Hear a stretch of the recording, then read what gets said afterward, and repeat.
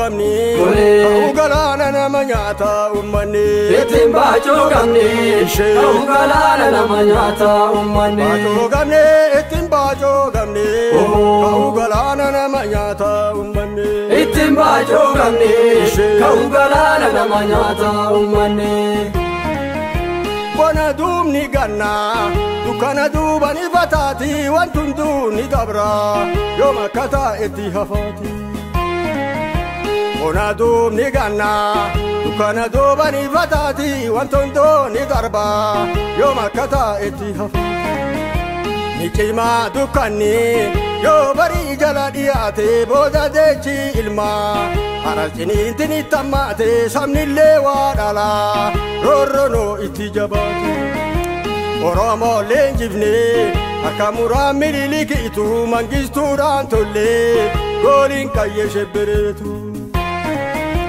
itti roorriftanii hagam bituu heddan humnaanii nagaan olee galaa maal godhaa jettan biyyaanii hanga dhiiban qabaa hanga dhiisanii utubaanu bokoo keetoo cinnaan biyya galaafata du'aanu yoo tuffee butanii baasin hafuura jiddumaanii heechorraa sanillee namatti dhooti giddumaanii gadhabaa seenaa sabni mataa qaqqabannaanii sareenuu qeerransaa garatti dheechituu dhabnaanii ittiin baachuu gamni galaana nama nyaata ummanni ittiin baachuu gamni galaana nama nyaata ummanni baachuu gamni ittiin baachuu gamni galaana nama nyaata ummanni ittiin baachuu gamni galaana nama nyaata ummanni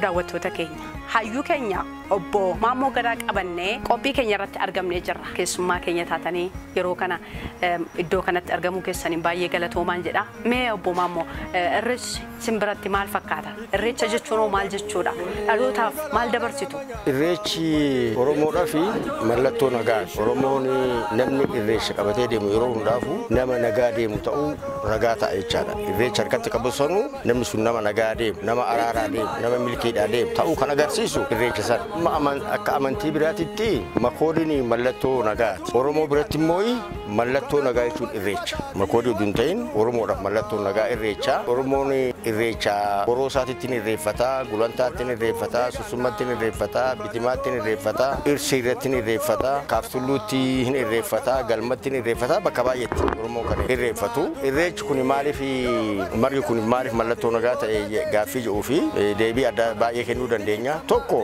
horiin amma aannan nu kennan dhadhaa nu kennan waan adda addaa argannu kun marga jiidhaa kana dheedaniiti isarraa waa arga isarraa wanda barbaannu waan jiruu keenya nu barbaachisu kun hundu asirraa madda jechaadha gara amantii biraatiin hoggaa laalle immoo noohu badii bishaaniiti irraa ka'ee makoodiidhaan yeroo baay'ee warra warnoorra turan doonii irra turan keessaa makoodii ergeeti mee lafti qooree bishaan badee jedhi laalitii deebi'ee erge jira hoggaa kana makoodiin tuni marga jiidhaa qabdee dhufte irreecha qabdee dhufte jechaadha makoodiin oo dhuftu margi jiidhaa sun marga irreecha amma isaan biratti makoodii sanii mallattoo nagaa godhee fudhatan Oromoon immoo marguma jiidhaa sanii mallattoo nagaa godhee fudhatan maaliidhaaf hoo jettee akka amantii saniititti yoo ta'e fan siin jaa beekama wanni hunduu maddi amantii biraatillee safuu Oromoo kanaan wal qabata achirraa burqa waan ta'eef kana wal qabannaa isaa himuudhaa ta'e kanaafuu noohu kan amma gammade maal arginaan gammade marga jiidhaa sana arginaan gammade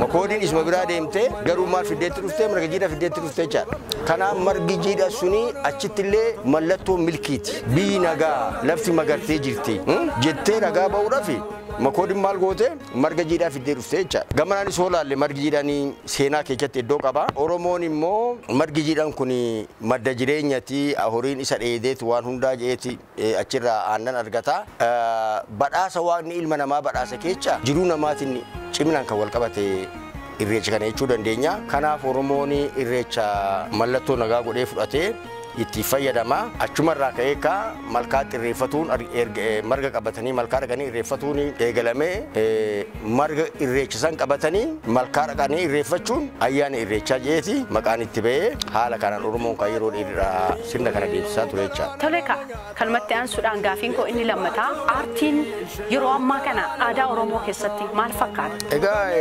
aartiin Oromoodhaaf wanna hunda duruma Oromoon gadda isaatis kan ibsu aartiidhaani gammachuu isaatis kan ibsu aartiidhaani gizee ayyaana walitti dhufe Oromoon aartistoonni Oromoo duruu jiru waan barri sun keessa dabre gaddas haa ta'u gammachuus haa ta'u waan jiru yaada uummata keessa jiru gadda uummata keessa jiru gammachuu uummata keessa jiru yaada uummata keessa jiru san baasanii gaafa Oromoon walitti dhufe Oromoodhaa ibsaa ture jechaadha aartiin Oromoodha.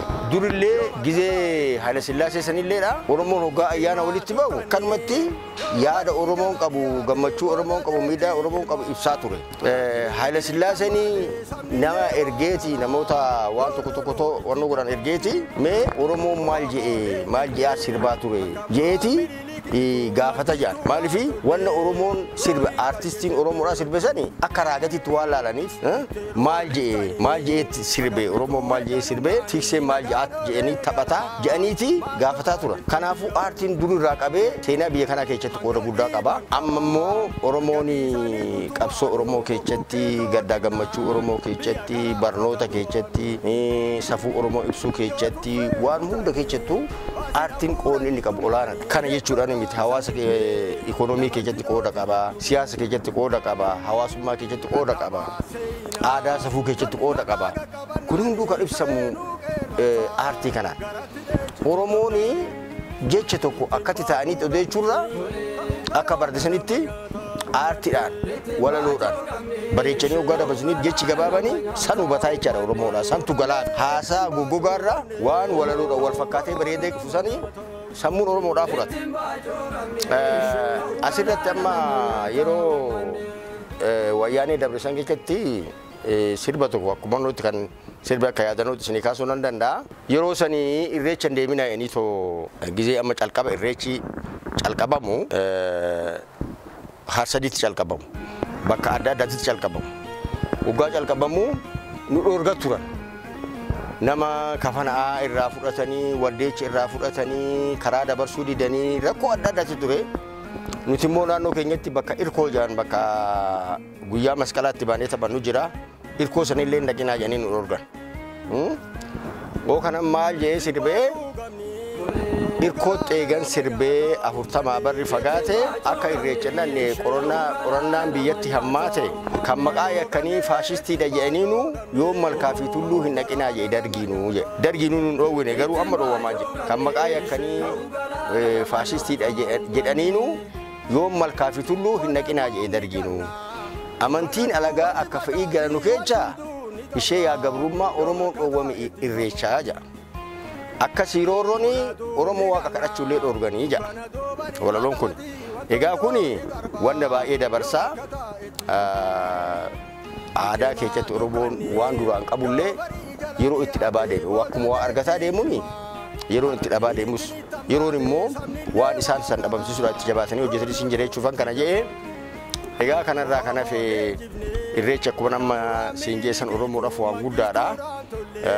Irreechi kan malkaate jira kan tulluuti jira kan malkaadhaa ama kan birraa kana baga dukkana gannaa keessa booqaa birraatti nu baaftee jechuudha kan Oromoo waaqa ba'ee itti galateeffatu irreecha kanaan ba'ee galateeffatu wal araarsaa Oromoon hoggaa malkaatti ba'u jibbillee hoo jiraate kuminillee hoo jiraate namni wal dhaballee hoo jiraate dura sirna araarratti deema wal araarsaniit walii galaniit kan booda waaqa kadhatan waaqni illeen nama walii gale nama garaa fayyaa walii ta'eedhaa dhagama jedhama nama Oromoo biratti. Kanaafuu Oromoon dura qeeqeettis wal araarseet waaqa kadhatee qulqullaa'ee gara malkaasaatti deeme jechaadha.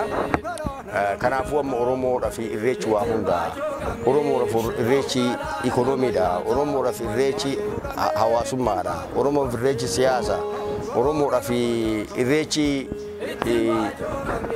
safuudha. Safuu qaba. Ayyaantummaa qaba. Kan hundaa ammataa jechaadha irreechi. Gaafiin koo inni biraa ammoo baranaan sun irreecha ni dhattu waamamtanis jirtu. irreessaafuu hin qabnu innanna jenneetuma qophuufne jirra. Yaa ta'u amma akkuma kaatanaan dura ibsaa deemne kana guddin aadaa Oromoodhaa kana warri hin barbaanne gizee dur gizee Haile Sillaaseedhaa sani gizee sirna nafxanyaa sani amantiin Oromoo kuni seexanaa maalidha jedhu lola adda addaa irratti deemee akka Oromoo waan kana amantii ofii kana sirna irreecha kana deemsifne godhaa ture sirna nafxanyaa kana godhaa ture. Kanaaf yeroo Haile Sillaasee keessatti sirni irreechaa kun badee jira hafee ture sirni gadaa deemsifamaan turre dhoksaadhaan kan uummanni godhu malee waan amma akkatti ifatti bahee deemu kun hin turre irreechi ifatti bahee Oromoo walitti dhufee akka hora arsadii deemu kun hin turre balleechanii ture. Egaa sirna wayyaanee keessatti wanni bade soo bade immoo wanna deebi'ee Oromoo argatee jira. Sirni irreechaa kun akka sirna nafxanyaa san caalaarraa amma sirni irreechaa akka kabajamu gadaan illee beekamtiin kennamee fi sirni gadaatillee akka deemsifamu ta'ee jira. Kanaafuu egaa ammas deebi'ee immoo warri waan kana duubatti deebisuudhaan yaalan hin jiranii irreecha baralaa kana keessatti mootummaan akka namni hin dhanne fe'ii akka qabutti argaa jirra. Gara adda addaatiin dhorgaa jiranii namni xalahaan kennamuu fi malee hin deeman jechuutu jira. Kun immoo irreecha akka seera Oromootitti xalahaadhanii miti namni kan deemu abaluu dhaqee abaluu namni dhiisi yamin namni qoodamus hin jiru. Abbaan barbaade hin deema abbaan barbaade hin hafa malee loogini irreecha irratti godhamee ati dhaquu dandeecha ati eeguu dandeecha jiru seera amantii waaqeffataa keessatti. Waraqaanis sin qaqqabee jira? Nan naqqabne mana xalahaan nan naqqabne inuman deema amantii jiruun qaba garuu akkasumatti jirra Oromoon hunduu yaaduma kana qaba. Egaa haga danda'ameeni ergaa nan dabarsu mootummaanis uummanni kun uummanni Oromoo kun uummata safuu beeku tanaan duras bara dabree irreecha Finfinneedhaa ugaa dhaqu hiddiin takka oduun macalain wanni tokko oduun badiin uummanni miliyoona baay'eedhaan lakkaa'amu sun irreeffatee nagaan addaan gale nagaa Oromoon uummata nagaa akka ta'u yeroo baay'ee deddeebi'ee agarsiisee jira. Oromoon hoo tuqan malee naman tuqu. Keessattuu maalidhaa bakka irreechaa kanatti foolleen Oromoodhaa qeeroon Oromoodhaa waan sakattaa irrattis waan nagaa eegurrattis bobbaatee Oromoodhaan waliin dhaban. Yeroo humni addaa humni biraa humni mootummaadhaa achi keessa kan gale kan safuu Oromoon beenne kan amala Oromoon beenne kan Oromoodhaan waliin galle warri akkana kun hoggaa bakka sanitti kan argaman taate Oromoodhaan walitti bu'uun uumamuu danda'a. Kanaaf dhaamsina ni qabu Oromoonis nagaa eegee bakka sanitti safuu nagaa eegeetuma irreechi nagaa nagumaan bobba'ee akka galuutti hoo deeme gaariidha. Mootummaanis immoo bakkeen tuni bakkee dhufuudha bakka nagaati bakka waaqa kadhaati malee bakka waraanaa itti mul'atu miti bakka meeshaa waraanaa itti mul'atu miti bakka humni itti calaqqisu miti. Kana beekee mootummaanis waan kanarraa akka of qusatee uummanni nagaan bobba'ee irreeffatee galuu yaada jiruun dabarsaa hawwiin kiyyaas kanu.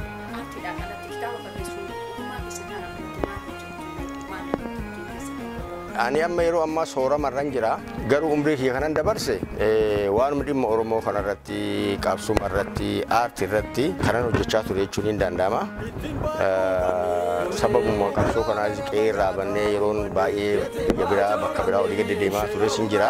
Yeroo jiruu tasgabbiidhaa dabarse jechuun hin danda'u umrii kiyya kana keessatti. Kanuma achuma deemaa asuma deemaa walumaa gadi jechaatti kan turre. Egaa kanarratti akkuma jettee sirbii kitaabni duudhaa jedhan amantii waaqeffannaa ilaalchisee kan barreessee jira. Kitaabni tokko immoo waanuma seenaa qabsoo Oromoo irratti kan barreesse hubannaa kan jedhan jira. Ammallee kitaabni inni barreessaa jiru haaluma yeroo amma jiru kanarratti hin jira. Kun walaloodha. Walaloon sirbaan dabarse wanna ergaa gadi fagoo qabu baay'eetu jira. Fakkeenya fi waa'ee uummata ukkaamsuu kanarratti kan sirbame tokko akka fakkiitti isin kaasuu nan danda'a. Yaa biyya martii karrayyuu yaa biyya martii ukkaamsan hiddatee roorroon maaliif guddatee namarratti awwaatuma ukkaamamni isaa baay'atuun humni isaa ida'ama irrumatti wanni ukkaamu sun. Yaa biyya martii karrayyuu yaa biyya martii ukkaamsan hiddatee roorroon maaliif guddatee namarratti awwaatuma ukkaamamni isaa baay'atuun humni isaa ida'ama irrumatti ukkaamsatti itti baay'ate hin jenne kan nukuleeriin humna baase kanatti. Ukkaamsa itti baay'ate hin jenne kan nukuleeriin humna baase kanatti edaa nama qofaayyuu miti yoo ukkaamame ni falma uumamtiya. Wanni ukkaamame hunduu nama qofa oduu hin ta'in wanni ukkaamame hunduu hin falma ukkaamsan humna ida'amale humna laaffisuu kan jiru hawaatuma ukkaamam isaa baay'atuun isaa ida'amaa irratti kan jiru kunis waa'ee sirbi dabri baay'een ittiin baacuu gamni yoo tokko hin jira inni maal ja'a bona duubni ganna dukkana duuban ifa taati wantuun duuni darba yoom akka taa'etti hafaatiyya bona duubni ganna dukkana duuban ifa taati wantuun duuni darba yoom akka taa'etti hafaati ni cimaa dukkanni yoo badii jala dhiyaate booda deechi ilma haadhas ciniinti dhittammaate ciniinti booda ilma argattee jira rakkoo booda waa dhufan jechuudha hin cimaa dukkanni yoo badii jala dhiyaate booda deechi ilma haadhas ciniinti dhittammaate sabni illee waa dhala rooroonoo itti jabaatee jira oromoon leenjifne harka muraan mililikiitu mangisuudhaan tolle gooliin qayyi shibbiriitu yaan hanga dhiiban qaba hanga dhiisanis utubaanu bokokeetoo xinnaan biyya galaafata du'aanu yoo tuffee butaniin baasiin hafuura jiddumaani heechoon raasanillee namatti dhooti giddumaani dadhabaan seenaa sabni mataa qaqqabannaani sareenuu qeerransa garatti dheechitu dhabnaani jedha ittiin baacuu gamni ka'u galaana nama nyaataa uummanni.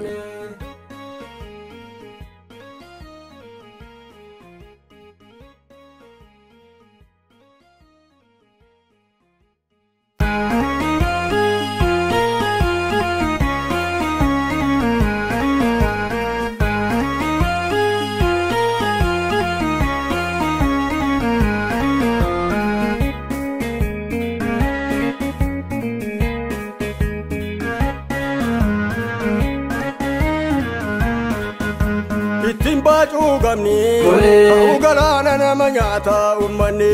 Itim bacu gamni, kau galana nama nyata ummani. Bacu gamni, itim bacu gamni, kau galana nama nyata ummani.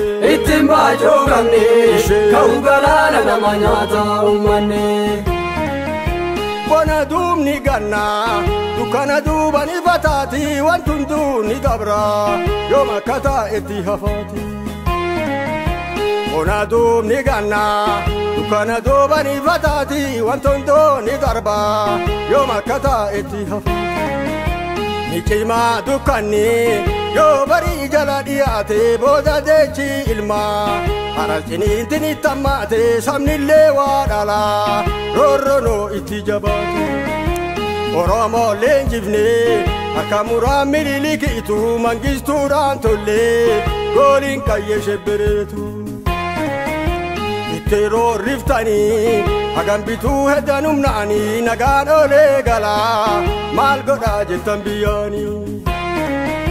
Hanga iban kaba, hanga isani utubanu, boko keto cinna, biya gala afata duanu. Yo tuffe butani, basin afura jiddumani, hechorra sanille, namatti doti giddumani. Gadaba seenaa, sabni mataa qaqqabannaani, sareenuu qeerransa, garatti dheechitu dhabnaani. Ittiin baacuu gamni, ka'u galaana nama nyaata uummanni. Ittiin baacuu gamni, ka'u galaana nama nyaata uummanni. Baacuu gamni, ittiin baacuu gamni, ka'u galaana nama nyaata uummanni. Ittiin baacuu gamni, ka'u galaana nama nyaata uummanni.